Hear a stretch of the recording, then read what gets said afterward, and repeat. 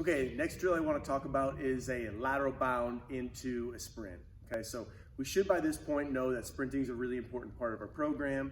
We should understand why, whether you are a position player or a pitcher, the overall athletic benefits and the benefits that this can have in kind of multiple facets of our game are really important. So this one's got a little trick to it. So it's gonna be a 10, 15, 20 yard sprint, but we're gonna layer on top of that this lateral bound.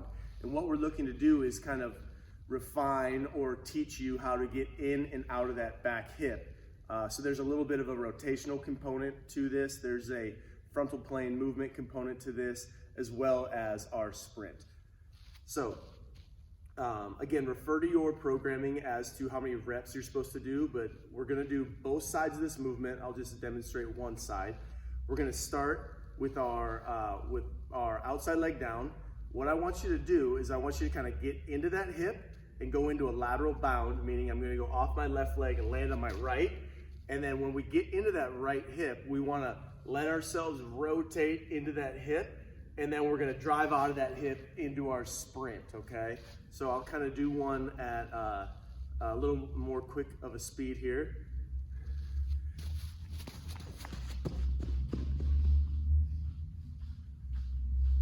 Okay, so again, don't feel like you have to be really fast in and out of that hip. Let yourself feel that rotation and then really get out of that hip as you start to turn your body to go into your sprint. Lateral bound to sprint.